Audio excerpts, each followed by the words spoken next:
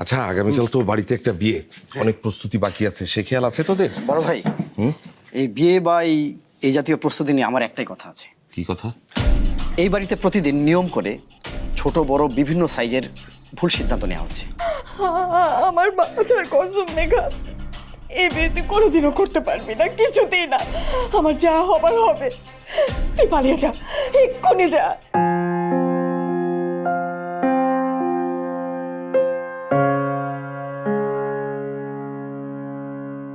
আমার সালামি দাও বড় ভাই। আরে বাবা দাঁড়া দাঁড়া, এই যে এই নে 1000 টাকা। বোনকে আল্লাহ দিয়ে দিয়ে তোরা নষ্ট করছিস সাফায়েত, এত মাথায় তুলতে হবে না। আমাদের একটাই বোন, কেন মাথায় তুলে রাখবো না আম্মা, বলো তো?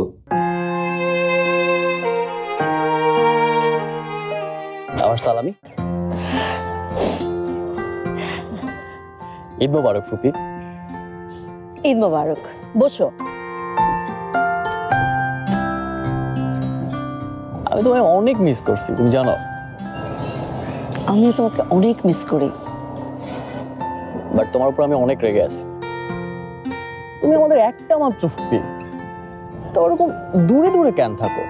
তোমাকে এর জন্য পেনাল্টি দিতে হবে। যে কোনো পেনাল্টি দিতে আমি রাজি আছি, শুধু আমাকে এই বাসায় থাকতে বলা যাবে না। এখন বলো কি চাও? আমি এমন কিছুই চাইবো না যেটা তুমি দিতে পারবে না।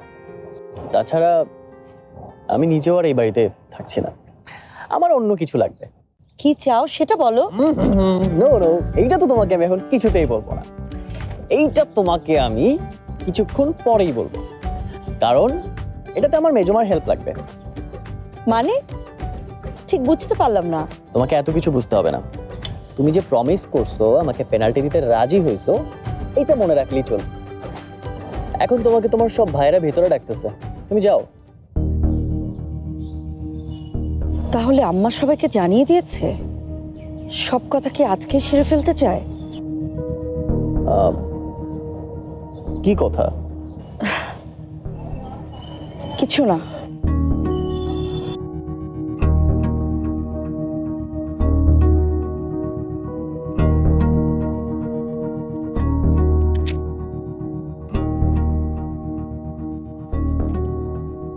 বুঝলি রে শওকত, ভাইয়া, দেশে ঈদ করতে পারাটা না একটা দারুণ ব্যাপার। মানে কত মানুষ একসঙ্গে নামাজ পড়ি না, তারপরে কত পরিচিত মানুষজনের সঙ্গে দেখা হয়, আসলেই দুর্দান্ত।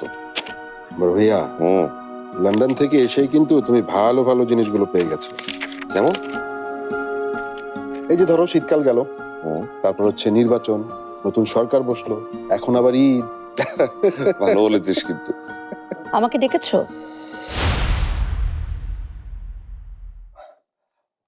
আয় না জেসমিন, বসো কানটায়। আমি যে উদ্দেশ্যে এখানে এসেছি সেটা নিয়ে কথা বলবে নাকি অন্য কিছু? আরে উদ্দেশ্য আবার কি? আমরা পুরোনো দিনের মতো একটু জমিয়ে আড্ডা দেবো, সেজন্য তোকে ডেকেছি। তো বস না।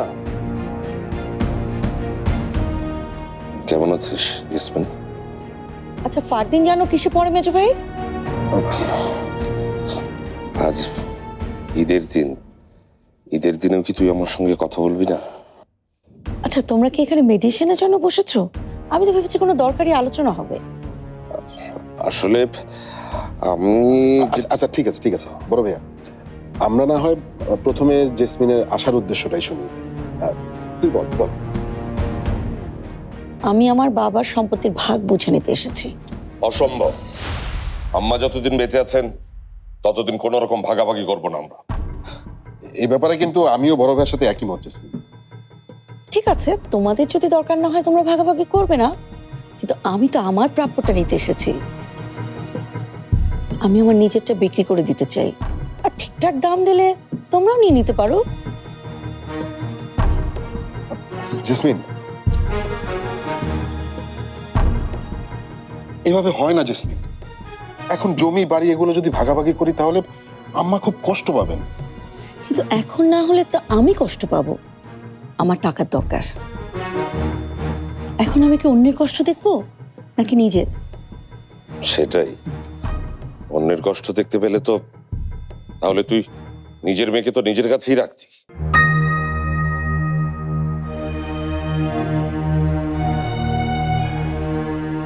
কত টাকা দরকার তোর? আমি দিয়ে দেবো। আমাকে আর তোমার অনুগ্রহ দেখাতে হবে না, আমার জন্য কিচ্ছু করতে হবে না তোমার। একবারই আমার জন্য যা করেছো তুমি, this is enough for my whole life. যে মেয়ের কথা বলছো তোমরা, যাকে তোমরা এত মাথায় করে রেখেছো, সেটা তো জানোই আমার ইচ্ছাতে সে পৃথিবীতে আসেনি।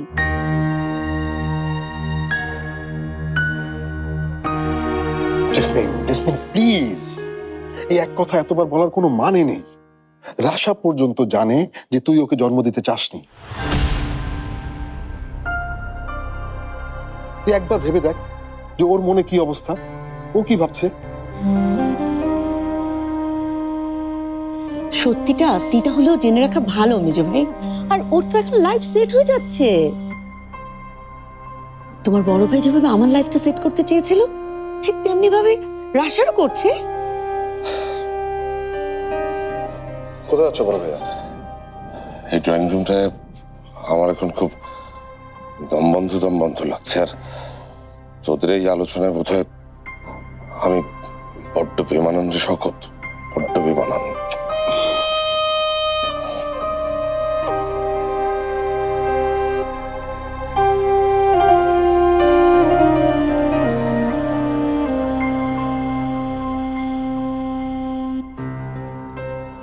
ঈদ মোবারক মেজো মামা।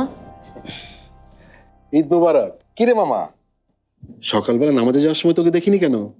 ঈদের দিন সকালে কত কাজ থাকে মামা, তোমরা যে কখন বের হয়ে গেছো আমি খেয়ালই করি নাই। আচ্ছা আমি একটু বড় মামাকে চা দিয়ে আসি। যা।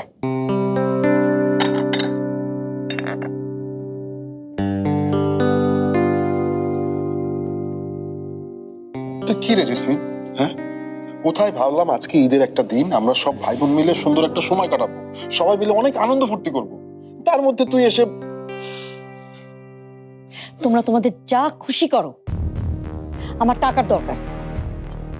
আমাকে আমার বাবার অংশ বুঝিয়ে দাও, আমি চলে যাব, আর কখনো ফিরে আসবো না।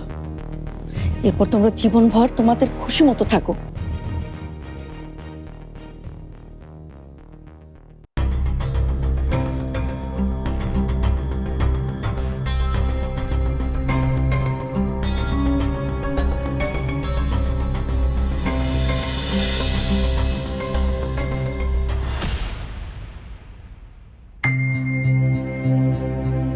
কিরে কই গেছিলি তুই? চুলা বন্ধ কেন? আমি একটু সময়ের জন্য ভিতরে গেছি, এর মধ্যে রেস্ট নিতে চলে গেলি? আরে রান্নাটা তো আমিই করব, পাশে থেকে একটু হেল্প তো করতে পারিস, নাকি পারিস না? বলেন কি করতে হবে? বলেন কি করতে হবে? কোথায় গেছিলি তুই? রুমে ছিলাম একটা কাজে। কি কাজ? রান্না ফেলে রেখে এমন জরুরি কি কাজ তোর? রুমটা একটু গুছালাম, ঈদের দিন তো। রাজীব যদি আবার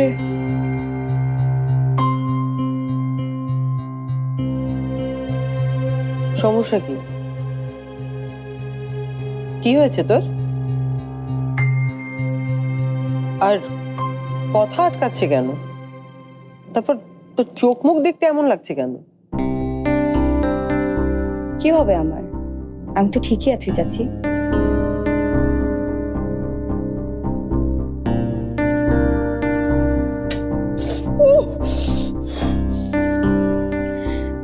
যান চাচি, আপনি গিয়ে রেস্ট নেন, আমি একাই সামলে নেব। ফ্রেশ হয়ে আসছেন, এই গরমে রান্নাঘরে থাকলে আবার ঘেমে যাবে। তাছাড়া রাজীব আজকে আমার হাতে রান্না খেতে চাইছে। তাই? ঠিক তাই। আপনি তো সেদিন বললেন চাচি, বিয়ের পর রাজীবের বাসায় সব রান্না আমাকেই করতে হবে। তাই আজকে ভালোভাবে রান্না না করলে আপনারই তো খারাপ লাগবে, তাই না?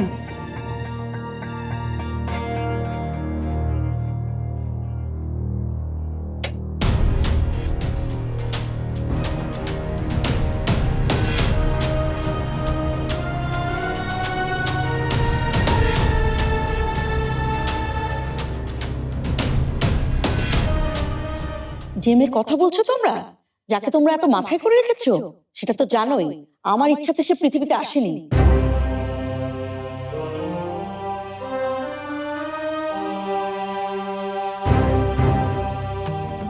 মামা হ্যাঁ। তুমি নাকি চা খেতে চাইছো? হ্যাঁ দে। আচ্ছা শোন,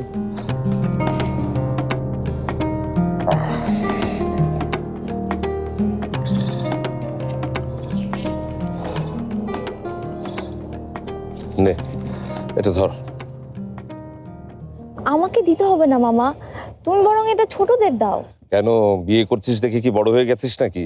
আমার কাছে তুই সারা জীবন ছোটটি থাকবি, কেমন? আর আমি যতদিন বেঁচে আছি এই ঈদের সালামি তোর পাওনা, নে ধর ধর। থ্যাংক ইউ মামা। জানিস আমি কত খুশি হয়েছি তোর আর নাহিয়ানের এই বিয়েটার জন্য, কিন্তু মারে এই বিয়েতে তুই খুশি তো নাকি? আমি তো আগেই বলছি বড় মামা, এই পরিবারের সবার মুখে হাসি দেখতে পেলেই আমি খুশি। তুমি একটু নানুকে দেখে রাখো প্লিজ। নানুকে নিয়ে আমি সবচেয়ে বেশি টেনশনে আছি, সবসময় আমাকে কাছে পাইতো তো। চিন্তা করিস না মা, আমার কোনো ধরনের অসুবিধা হবে না। এখন তো আমরা সবাই আছি এখানে, সবাইকে যেভাবে আগলে রাখিস, রেখেছিস এতদিন, নাহিয়ানকেও তুই ঠিক সামলে নিবি। আর নাহিয়ানকে যদি আমাদের পরিবারের পরম্পরায় কেউ বেঁধে রাখতে পারে, সেটা শুধু তুই পারবি সেটা করতে। এখন তাহলে আসি মামা। আরেকটা কথার আশা, তোর যে কোনো সমস্যার কথা তুই কিন্তু সরাসরি আমাকে বলবি, কেমন? আর নাহিয়ান তো অনেক ইমোশনাল, ও যদি কখনো উল্টো পাল্টা কিছু করে বসে, তুই প্লিজ কষ্ট পাবি না, সেটাও আমাকে জানাবি, কেমন? নাহিয়ান মানে? আমি কেন রাশাকে কষ্ট দিব বাবা? বিয়েটা তো আমি নিজের ইচ্ছাতেই করছি, তাই না রাশা?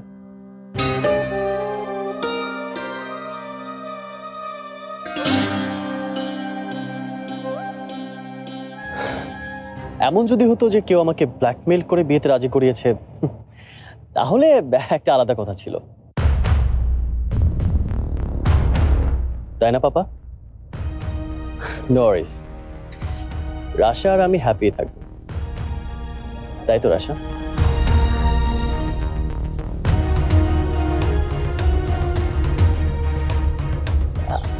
আমি আসি।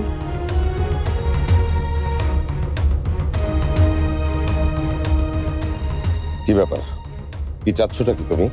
সবাই সবকিছু জেনে যাক? তুমি কি সেই অপশন রাখছো পাপা? তুমি তো আমার মুখটা সেদিনই বন্ধ করে দিছো।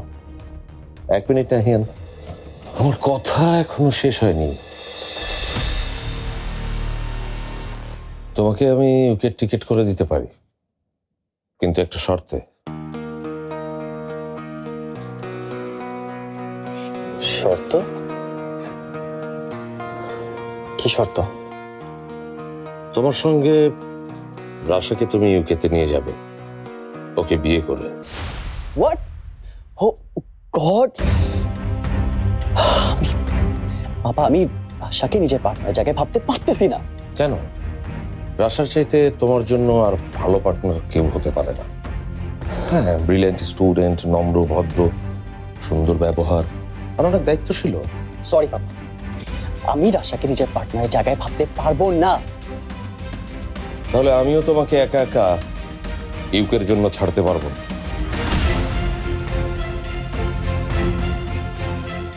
শুধুমাত্র এই শর্তে রাজি হলেই তুমি ইউকেতে যেতে পারবে, তখন আমিও নিশ্চিন্ত থাকবো।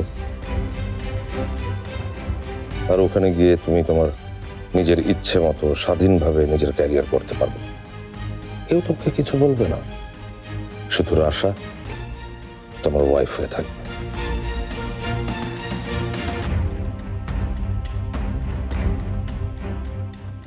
যেভাবে হোক ইউকেতে গিয়ে কেউ দেখবেও না আমি কিভাবে আছি, কার সাথে আছি। কি বিড়বিড় করছো? কিন্তু রাশা, রাশা আমাকে বিয়ে করতে রাজি হবে কেন? আর ও যদি ইউকে যেতে না চায়? নাহিয়ান, আমি জানি রাশা আমাদের কথা ফেলতে পারবে না। আর তাছাড়া রাশা তো ইউকেতেই জন্ম নিয়েছে, ওখানে ওর যাওয়া পড়াশোনা থাকা নিয়ে কোনো সমস্যা হওয়ার কথা না। তুমি শুধু বিয়েটাতে রাজি হয়ে যাও, বাকি যা কিছু করার আমি করছি।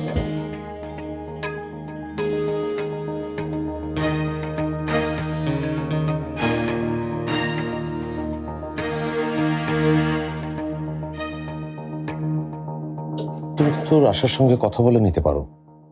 আমি তো দেখেছি ও তোমার সঙ্গে অনেক বেশি কমফোর্টেবল।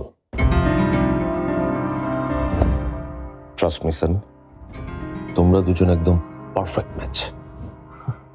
পারফেক্ট ম্যাচ আমি আর রাশা।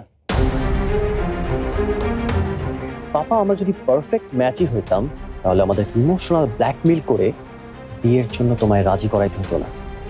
আশ্চর্য, এসব কথা এখন কেন উঠছে নাহিয়ান? এমন তো কথা ছিল না। চিল পাপা, আমি আমি কাউকেই কিচ্ছু বুঝতে দেইনি আর বুঝতে দিব না। নরিস, রাশা আর আমার বিয়েটা নাইসলি হয়ে যাবে, আর ইউকেতেও চলে যাব। এনিওয়ে, টিকিট কনফার্ম করেছো তো? না মানে আগে থেকে কনফার্ম করলে একটু সস্তায় পাবা। নাহিয়ান, রাশা অনেক ভালো মেয়ে। আমার বিশ্বাস রাশাকে বিয়ে করে তুমি ঠকবে না। আর এখন যেটা হচ্ছে সেটা তোমার জন্য ভালোই হবে। রাশার সঙ্গে সারা জীবন তুমি সুখী থাকতে পারবে। বাবা, রাশা অনেক ভালো মেয়ে, এইটা নিয়ে আমার কোনো ডাউট নাই। কিন্তু আমার মনে হচ্ছে তোমার নিজের সিদ্ধান্ত নিয়ে তোমার নিজের অনেক ডাউট আছে। আজ থেকে অনেক বছর আগে রাশার মায়ের সাথে তুমি যেটা করছো সেটাই আবার আমার সাথে করতেছো কিনা এটা ভেবে দেখছো?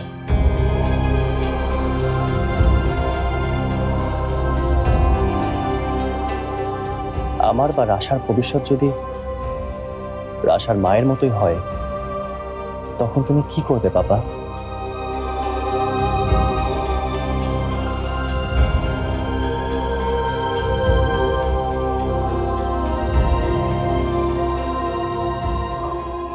সত্যি তো, আমি কি সেই একই ভুল আবারও করছি?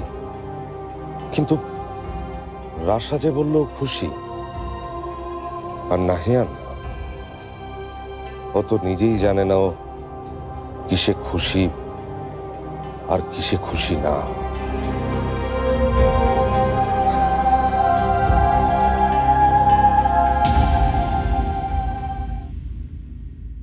আই নিড এ ফেভার, কিন্তু শর্ত একটাই, কাউকে কিছু বুঝতে দেওয়া যাবে না।